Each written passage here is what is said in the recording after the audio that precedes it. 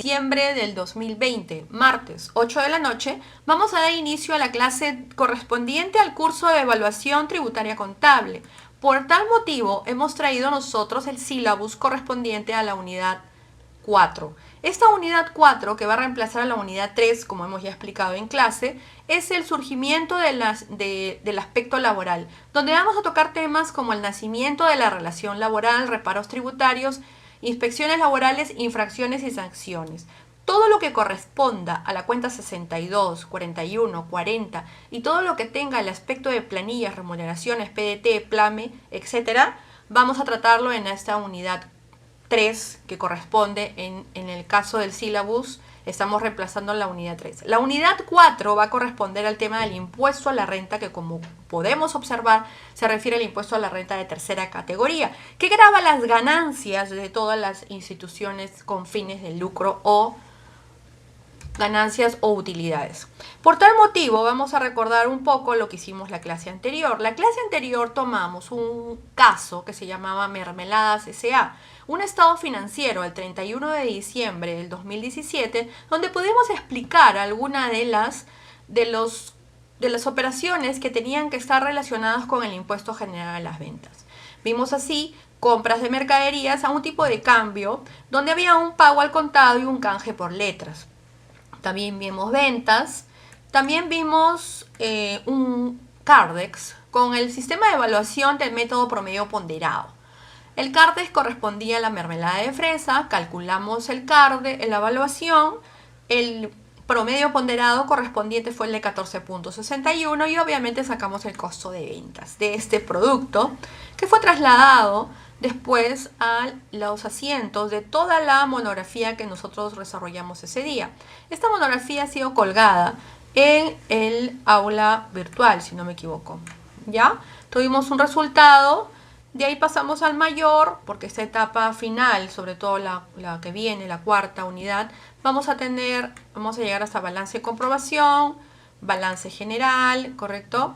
Estado de resultados, que finalmente aquí es donde vamos a calcular el impuesto a la renta. Pero para nosotros, para tal efecto de este caso mermeladas, llegamos hasta balance de comprobación. Ese fue el caso que tuvimos sobre el costo de ventas. Explicamos el método de evaluación costo promedio y lo tuvimos la clase anterior. Para el día de hoy, como hemos estado viendo, la unidad correspondiente tiene que ver con el aspecto laboral. El aspecto laboral, que te dice la unidad, aplicación para los procedimientos y elaboración de papeles de trabajo, que ya no existen. Bueno, los papeles de trabajo todos son virtuales ahora, ¿no? Relacionados con la correcta determinación de los tributos laborales. Bueno, en todo caso, no son solamente los tributos laborales, ¿no? Acá tiene que ver toda esta aplicación, tiene que ver con el correspondiente y correcto tratamiento contable y tributario de todo lo que esté relacionado con un contrato de trabajo, ¿no? O todo el aspecto laboral correspondiente a los recursos humanos. Y los recursos humanos tienen diferentes tipos de regímenes laborales, ¿correcto? Entonces, esta auditoría para tributos laborales, bueno, obviamente yo discrepo en esta situación, pero vamos a tratar de darle un tamiz, obviamente, bastante profundo y diferente, por ser ustedes no solamente chicos de octavo ciclo, sino que es que considero de que en la evaluación tributaria contable tiene que tocar todos los aspectos relacionados con aquello que tiene que ver con el tema de la 62, la 40, que estamos hablando de los tributos, de la 41, 47 beneficios, ¿no?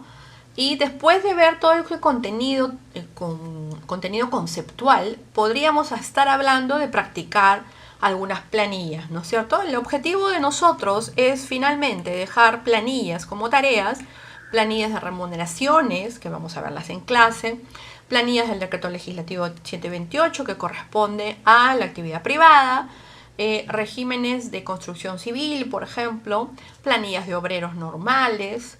Entonces, donde se van a ver varios aspectos como la FP, la asignación familiar, el cálculo del impuesto a la renta de quinta categoría actual, y también vamos a ver cómo es que se hace el asiento finalmente, ¿no? El asiento contable en diferentes aspectos de todas esas planillas. Dejaremos como tarea, no ahorita, porque esta semana es pura teoría, y probablemente el martes de la próxima semana también. Pero a partir de ¿qué les digo? La semana que viene, que sería, a ver, vamos a ver.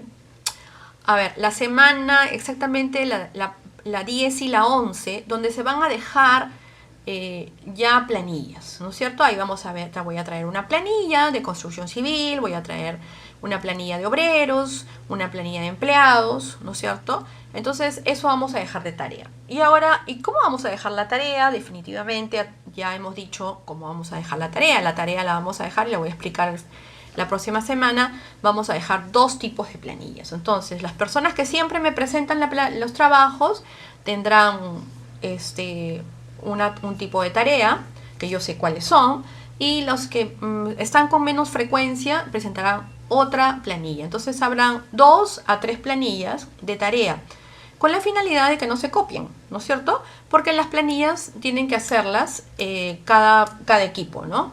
Entonces ustedes son 20 personas, entre 3, entonces bueno, ¿no? Por lo menos algo pasará, ¿no? Y probablemente sean 4 planillas, ¿no? Dependiendo de la cantidad de gente, ¿no? Entonces los primeros de la lista que son 10, que siempre participan, esos 10 van a ser partidos en 2 grupos, ¿correcto? Cada grupo, y yo lo voy a determinar, voy a llamarlos a ese grupo a que pongan, ¿no es cierto? Y me tiene que ese grupo sustentar cómo ha hecho esa planilla. Por ejemplo, al grupo de Keila Turco Morales le tocará la planilla de construcción civil, y ese grupo, que será Keila, Tatiana, Fedra, todas ellas, Mireli, Rebeca, no sé, se me ocurre, no sé, ahorita estoy hablando, ellas me sustentarán ese día, ¿no? El día de la entrega de la tarea, y cualquiera de ellas, no tengo nadie en especial que vaya a exponer, simplemente 1 o 2 personas me pueden exponer. Obviamente yo ahí me daré cuenta, bueno, que ellas siempre trabajan, o sea, no tengo ningún problema, ¿no? Y les preguntaré, ¿no? Cualquiera del grupo yo puedo preguntar a cualquiera de ese grupo y me daré cuenta si realmente han trabajado o no, ¿ya? Esa es la idea. Segundo grupo será la otra tarea, la otra planilla, ¿no es cierto? Puede ser una planilla de empleados y preguntaremos cómo es que ha hecho el cálculo del impuesto a la renta, a qué cosa es que se remitieron. Si hay errores es lo de menos. Eso es lo de menos. Lo importante es que hayan trabajado. Y eso es lo que a mí me importa, que hayan trabajado, ¿correcto? Entonces, esa va a ser la dinámica de trabajo para esta tercera unidad. Vamos a poner entonces ahora, porque siempre empezando por el principio, ¿no es cierto? Vamos entonces a ver de qué estamos hablando. Tenemos entonces para esto la parte teórica, que me imagino la deben haber visto en su oportunidad, del concepto de nuestra gran vedette de hoy día, o de esta tercera unidad, que se llama la remuneración, ¿no es cierto? Vamos a ver de partes conceptuales, hay bastante aspecto laboral, legal, ¿no es cierto?, que tenemos que tocar. Es un mundo, el mundo laboral, el mundo de recursos humanos, nosotros lo vemos resumido en un asiento contable y una planilla, un PDT y un PLAME, pero en realidad es todo un mundo laboral que existe detrás de esto. Hay regímenes laborales, hay conceptos, hay una ley de trabajo, hay la ley de seguridad, hay la ley de FPs, hay el tema dentro de los regímenes de trabajo, sector privado, sector público, hay planillas de construcción civil, hay sector agrario, hay sector minero, hay sector poder judicial, hay planillas el sector agrícola, como digo, hay planillas del sector pesquería. Entonces, estamos hablando de todo un mundo, ¿correcto? Obviamente, nosotros no vamos a tocar todo porque tendríamos que dedicarnos a un curso de legislación laboral, que lo he dictado alguna vez en alguna universidad, y sobre todo del sector público. Pero bueno, vamos a tratar de dar un tamiz general, conceptual, porque esto va a entrar en el examen parcial, obviamente, ¿no es cierto? Y cada vez que nosotros toquemos algún curso, como la planilla de construcción civil, ese día vamos a tocar la planilla de construcción civil con todas las aristas que corresponden, ¿no es cierto? Que es peón, que es oficial, ¿no? Y todo eso va a tener todo un nombre y un apellido, ¿correcto? Ese día, que será la exposición de la planilla de construcción civil, que probablemente es este jueves que viene, al otro, ese día dejaremos la tarea de construcción civil, ¿correcto? Obviamente traeré una planilla de construcción civil y el grupo escogido por la profesora será aquel que ya he mencionado, que se prepare, porque ese es el grupo que va a hacer la planilla de construcción civil, que es el grupo de Keila, el grupo de Fedra, el grupo de Tatiana, que son las chicas que normalmente me acompañan. Y de ahí vendrá un segundo grupo, ¿no? Ese segundo grupo tendrá otra planilla de construcción civil con otros datos, ¿correcto? No son iguales. Y el tercer grupo tendrá otra planilla de construcción civil, pero no tendrá los mismos datos, ¿no es cierto? Finalmente tendremos 3 grupos, ¿no es cierto? Hasta 4, diría yo.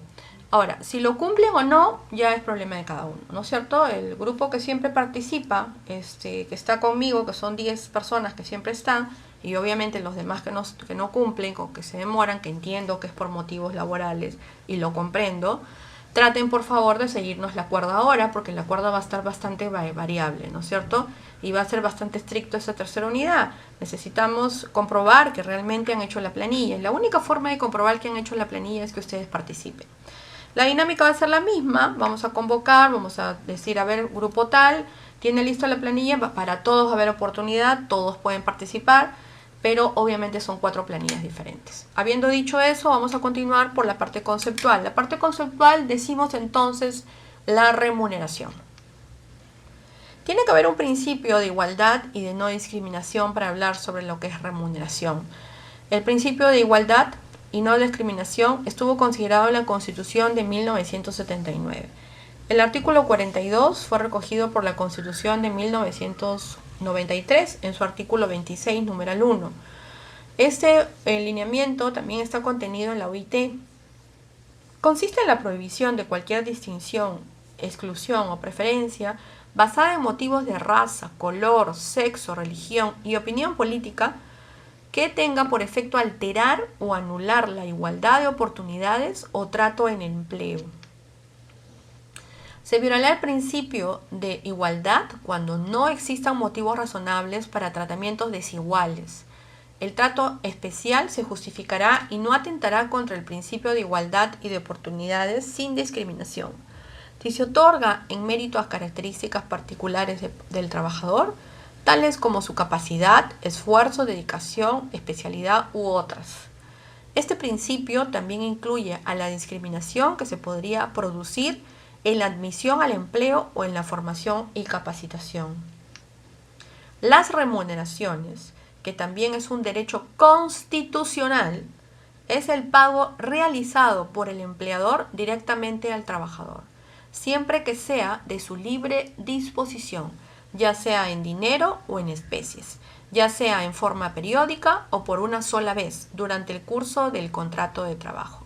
Todo esto está plasmado en la Constitución Política del Perú en el año 1993, el artículo 24.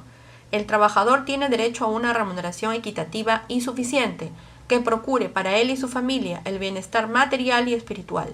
Significa que el trabajador no tiene que rendir cuentas a su empleador sobre el destino de lo percibido. Es un derecho constitucional. Son pagos periódicos, las cantidades abonadas al trabajador al terminar determinados periodos de tiempo, que pueden ser semanales, quincenales, mensuales, semestrales o anuales. Constituye también remuneración la alimentación otorgada en crudo o preparada en las sumas que por tal concepto se abonen a un concesionario o directamente al trabajador. Ahora vamos a hablar sobre algunas características de las remuneraciones, pero lo que tengo que decir sobre el principio de igualdad y de no discriminación siendo mujer de 50 años es que en muchos casos acá en el Perú eso no se cumple, ¿no es cierto? Nosotros las mujeres recibimos en la actualidad bastante discriminación por ser mujeres. Y si somos mayores, también. Entonces yo creo que la Constitución de 1993 debe de ser más leída por los empleadores, ¿no? Porque en realidad esto es un derecho que nos asiste a todos, y también a las mujeres. La doctrina ha establecido algunas características especiales para las remuneraciones, entre las cuales podemos destacar. Quiero decirles, chicos, que todo esto va a venir en el examen parcial, tercer examen parcial, ¿ok? La característica, la primera, es que es una contraprestación. Al existir un trabajo dependiente o prestación, corresponde como contraprestación el pago de una remuneración. Nada es gratis, ¿no? Este elemento es utilizado como un criterio fundamental para decidir sobre la existencia o no del vínculo laboral. Ok, si quieres te quedas y no te vas. La segunda característica es que debe ser de libre disposición. Los montos remunerativos pagados al trabajador deben ser utilizados a su libre albedrío, en los gastos que él disponga. No puedes tú rendir cuenta a nadie, sin necesidad de consultar o informar a su empleador. No tienes por qué rendirle cuenta tú al empleador de lo que vas a gastar en lo que te ha pagado. Sin embargo, en calidad de excepción, se considera también remuneración a la alimentación otorgada al trabajador y o sumas que por tal concepto abonen al concesionario o directamente al trabajador. La tercera característica debe ser pagada en dinero.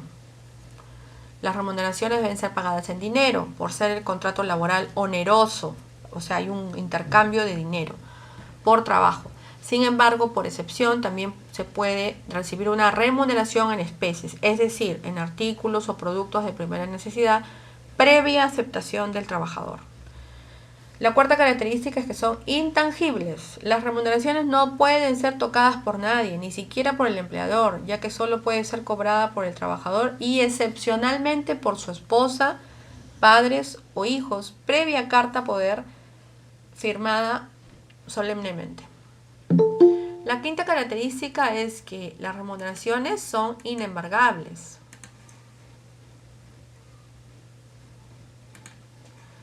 Las deudas ordinarias del trabajador no pueden originar medidas de embargo sobre ellas. La única excepción es la pensión alimenticia autorizada por orden judicial. La otra característica es que tienen carácter preferencial o prevalencia.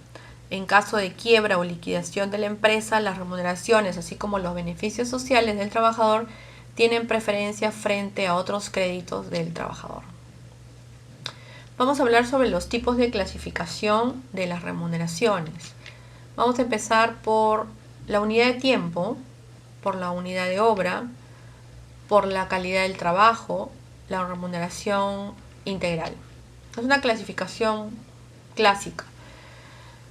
Por la unidad de tiempo, la remuneración se determina en función al tiempo laborado por el trabajador, por lo que se clasifica en remuneración semanal, quincenal o mensual. Las remuneraciones pueden ser expresadas por horas efectivas de trabajo. Por unidad de obra, la remuneración se determina en función a las obras o resultados alcanzados por el trabajador. Puede ser remuneración a destajo o remuneración a comisión. Por calidad del trabajador, a pesar de que la nueva legislación laboral no distingue entre trabajadores obreros y empleados, sin embargo, en la práctica y en la doctrina se mantiene el nombre de remuneración, que son los salarios obreros y los sueldos empleados.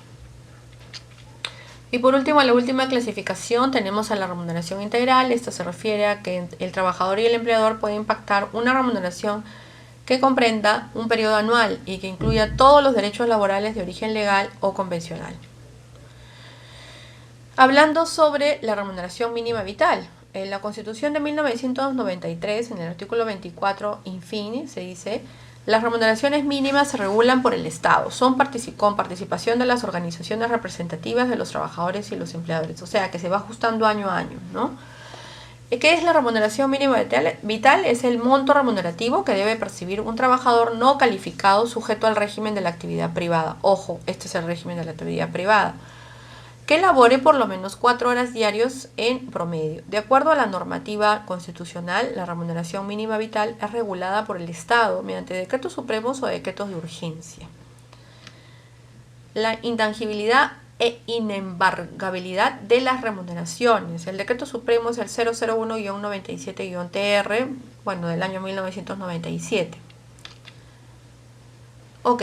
Hablemos entonces, la intangibilidad de la compensación por tiempo de servicio y sus intereses. Ya estamos hablando de lo que es CTS, ¿no es cierto?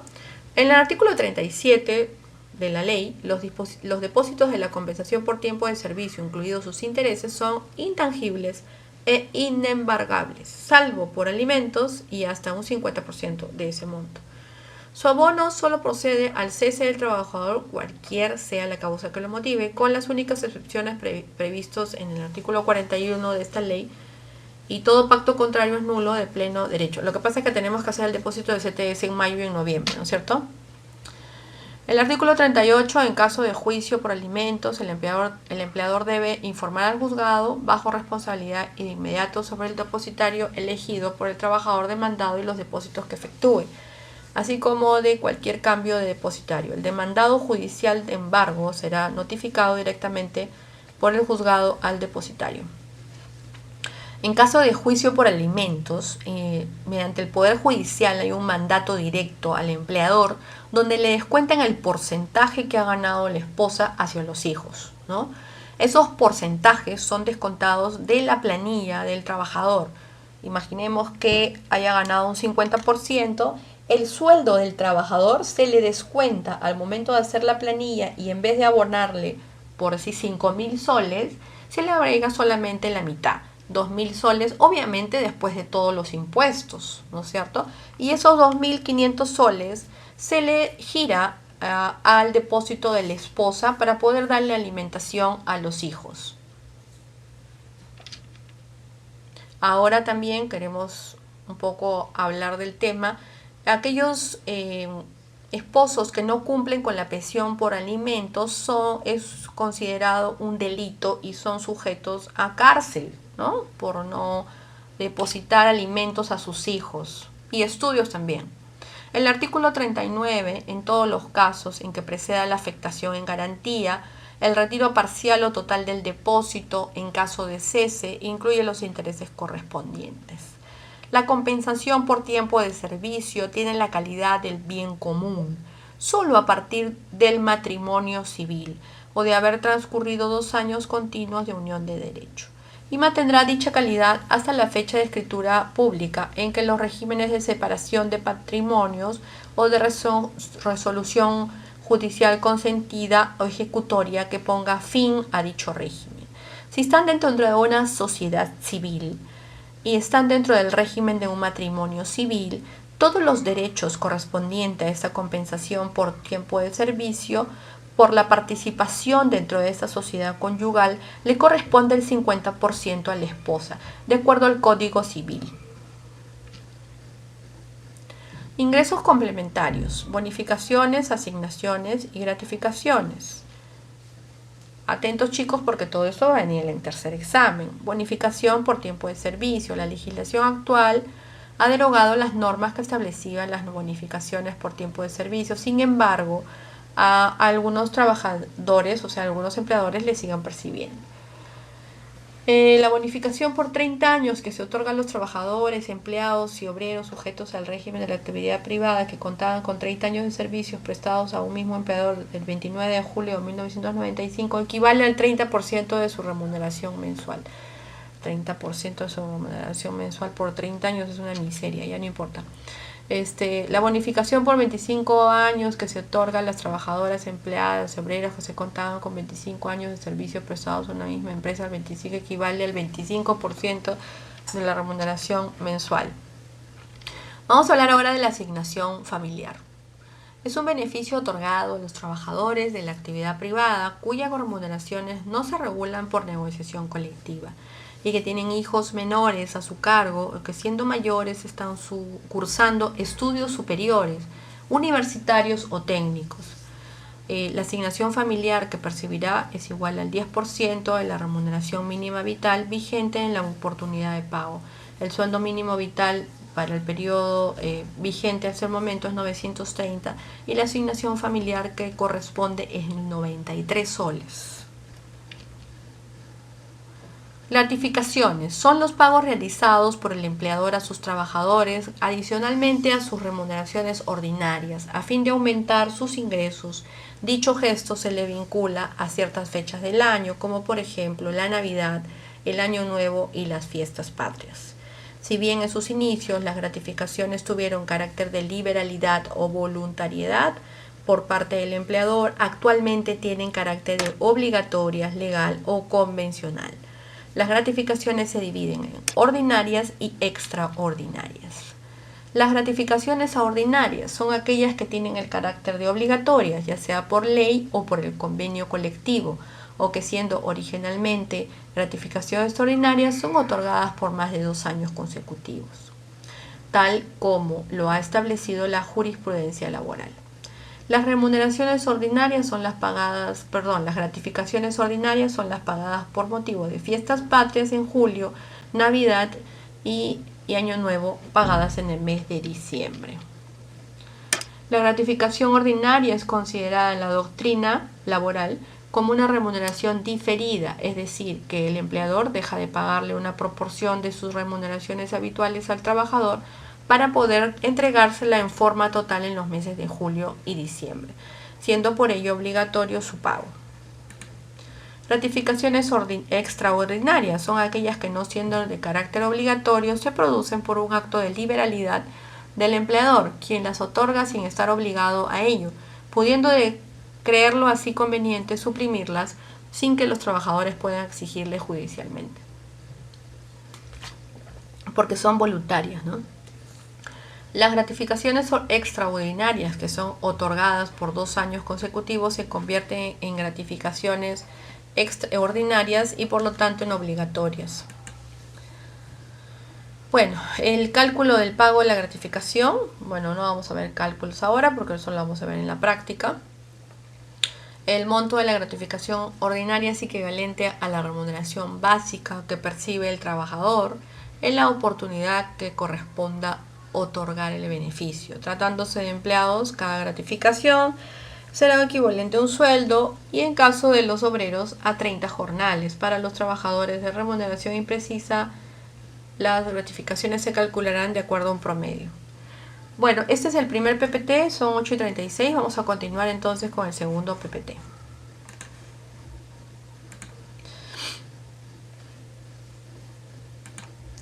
Hablamos también sobre, ya hablando definido, recordar, ¿no?, un poco lo que hemos estado hablando respecto a la remuneración. Cerremos un poco el círculo. Concepto: es la compensación económica que recibe un colaborador por los servicios prestados a una determinada empresa o institución. Está destinada a la subsistencia del trabajador y la planilla. Formas de pago: en resumen, es en efectivo, en dinero o en especies. Los beneficios sociales, dice, ¿no? ¿Qué son los conceptos de los beneficios sociales? Son todos aquellos que tengan ventajas patrimoniales adicionales a la remuneración básica recibida por el trabajador en su condición de tal. Son todos aquellos conceptos que perciben los trabajadores con ocasión de sus labores prestadas de manera dependiente. La clasificación de los beneficios sociales son remunerativos y no remunerativos. Por ejemplo, remunerativos tenemos la gratificación legal, vacaciones, asignación, la bonificación por tiempo de servicio. Los no remunerativos tenemos el seguro de vida, la participación laboral, o sea, las utilidades, y la CTS. Vamos a hablar sobre los beneficios sociales remunerados, o sea, estamos hablando sobre estos, ¿no?, los remunerativos. En resumen, la remuneración o gratificación es la suma de dinero que se recibe en forma excepcional o habitual en caso de sus servicios que prestan actualmente.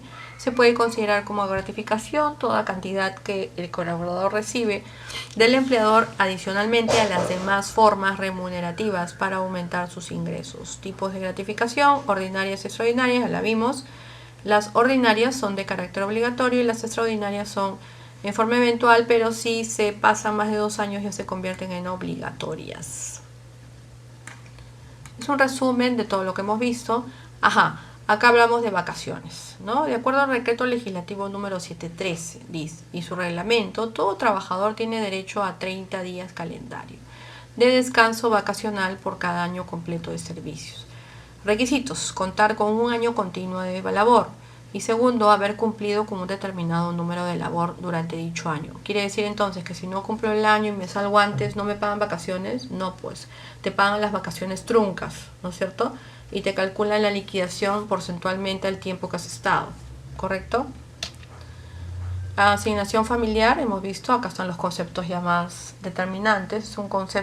Es un beneficio mensual otorgados a los trabajadores del régimen laboral de la actividad privada cuyas remuneraciones no se regulan por negociación colectiva, cualquiera fueran sus fechas o finalidades de contribuir a la manutención de los hijos menores o que se sigan educando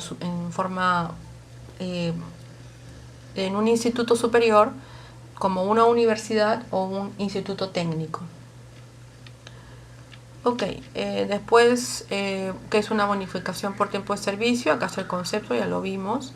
Los beneficios sociales no remunerados, eso sí no lo habíamos hablado. Bueno, la CTS sí, que es un beneficio social de previsión de contingencias, y se tiene que hacer 2 depósitos, uno en mayo y otro en noviembre. El seguro de vida es una obligación económica que contrae el empleador a favor de los beneficios de los trabajadores para cubrir las contingencias que se deriven del fallecimiento o invalidez permanente de estos. El trabajador, empleado u obrero tienen derechos a dicho seguro una vez cumplidos los 4 años laborando en la empresa, si sean estos interrumpidos o acumulados. Sin embargo, el empleador tiene la facultad de tomar el seguro a partir de los 3 meses del servicio del trabajador. Tipo de seguro de vida: tenemos seguro en caso de sobrevivencia, seguro en caso de fallecimiento, seguro total mixto. Derecho del empleador: el empleador tiene derecho a cobrar el capital asegurado en la póliza si fallecido el trabajador y vencido el plazo de 1 año de que ocurra dicha contingencia. Y por último tenemos, para entrar un poquito como se dice, calentando los... En principio, la participación, las utilidades, ¿no? Eso también un derecho, un beneficio social, pero este sí es al final remunerado porque te van a dar un beneficio. El principio, la participación de utilidades consiste en pagos adicionales realizados a los trabajadores en función del logro de un cierto beneficio por parte de sus empresas. Las utilidades anuales son el justo reconocimiento a que después de 1 año de prestación de servicios a sus empleadores se les dé una participación legítima y se reivindique a recibir un reconocimiento económico a su favor por compensación por ser parte importante y trascendente en el valor agregado del capital aportado por el trabajador. ¿Quiénes tienen ese derecho? Para que los trabajadores tengan ese derecho a recibir utilidades deben presentarse las siguientes situaciones: estar comprendidos dentro del régimen laboral de la actividad privada, el decreto legislativo 728. Laborar en una empresa que genere rentas de tercera categoría. Los montos de participación son los siguientes: empresas pesqueras, 10% de participación de utilidades; empresas de telecomunicaciones, 10%; industriales, 10%; las empresas mineras, 8%; restaurantes y comercio, 8%; y empresas que realizan otras actividades diferentes a estas, 5%. Bueno, esto es a grandes rasgos lo que hemos hablado el día de hoy. Tenemos mucho más, ¿no? Tenemos bastante información que recordar en esta parte del laboral. Vamos a seguir trabajando porque ya lo que viene la semana, esta es la semana 9, la semana 10, 11 y 12 son, claro, la planilla por cita de construcción civil, pero la parte teórica y la tarea que vamos a dejar será una planilla, ¿no? Vamos a continuar la clase, son 8:43, vamos a ver si nos alcanza un poco el tiempo y si no, nos falta hacer el resumen también. Lo que viene acá es los regímenes laborales en el Perú, ¿no? ¿Cuáles son esos regímenes laborales, ¿no? Acá en el país existe ya una entidad que se llama Servir, que es una entidad que también vamos a tener una exposición sobre eso, que será el jueves, que hay más tiempo.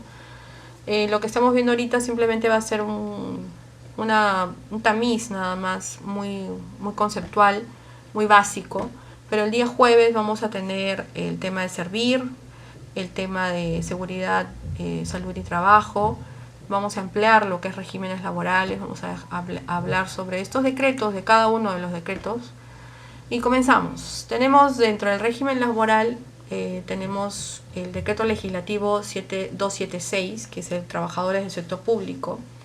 Tenemos el decreto legislativo 728, trabajadores del sector privado. Tenemos a partir del 29 de junio del 2008, el decreto legislativo 276 era considerado para la actividad pública y el trabajador del sector público, como hemos repetido. El decreto legislativo 728 era considerado para el sector público, el sector privado, solo sí, nada más ellos, pero eso no se cumplió porque existen sobre todo gobiernos locales que tienen a los obreros dentro del régimen del decreto legislativo 728 como trabajadores del sector privado. ¿Por qué? porque esos trabajadores pertenecían a las famosas outsourcing que contrataron para poder atender la parte de limpieza pública, ¿no es cierto? Cuando quisieron convertirlos en trabajadores del sector privado, no encajaban dentro del decreto legislativo 276, porque estos decretos legislativos 276 son para empleados que trabajan labores administrativas, ¿no es cierto? Que es la ley del funcionario público, donde de alguna manera están casi todos los profesionales del sector público. El decreto legislativo 276 es donde están todos los funcionarios, por ejemplo, gerentes y subgerentes de los gobiernos locales.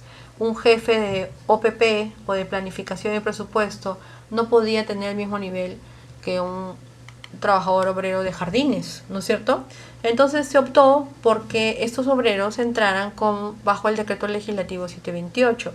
Y lo que ocurrió fue un caso inédito, donde tenía por un lado el decreto legislativo 276, que pertenecen todos los trabajadores profesionistas que le llaman, y parte de la carrera pública, donde están gerentes, subgerentes de los gobiernos locales y parte del sector público también. Y el problema fue de que se incorporaba a estos trabajadores de limpieza bajo ese decreto legislativo 728, donde el decreto legislativo 276 no tiene el tema de la compensación por tiempo de servicios, no tiene el tema de la liquidación. Su sueldo básico de un decreto legislativo son 50 soles.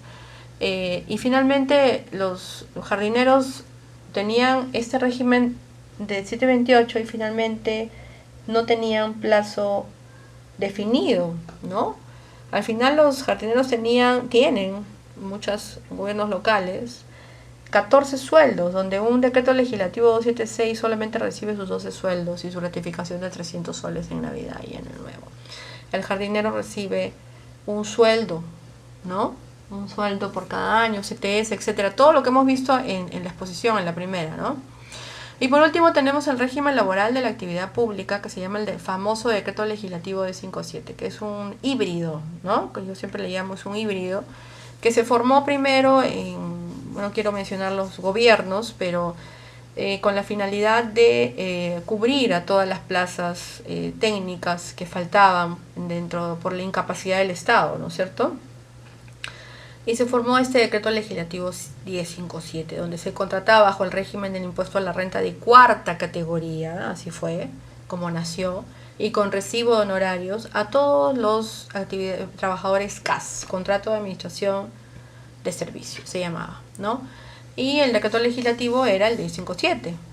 Dentro de ese decreto legislativo, este híbrido se cambió, ¿no es cierto? Y se volvió un híbrido, digo yo, porque al no tener un vínculo, o sea, tienes el vínculo laboral, tienes el régimen de la contratación bajo el yugo de dependencia de 8 horas, etcétera, etcétera, que hace todo convertirte en un decreto legislativo 728. Sin embargo, dentro del decreto legislativo hicieron una modificación, una pequeña modificación, ¿no? Que es totalmente aberrante desde el punto de vista técnico, ¿no? Convirtieron a una cuarta en quinta, ¿no es cierto? Y dijeron a todo el Estado, ok, tú tienes a tus CAS bajo el régimen del impuesto a la renta de cuarta categoría, ahora mételos a quinta, ¿no es cierto? Entonces, así de fácil, ¿no? Un CAS se convirtió dentro del decreto legislativo 1057 en vez de un cuarta, en quinta, ¿no? Y finalmente tenemos, y bueno, ya han escuchado lo que ha pasado hace poco, ¿no? Que han derogado este decreto legislativo 1057 y han dado un mandato al Congreso para que lo conviertas en decreto legislativo 276. Sin embargo, ellos no se dan cuenta de dos cosas, ¿no? Y eso sí tenemos que hablar.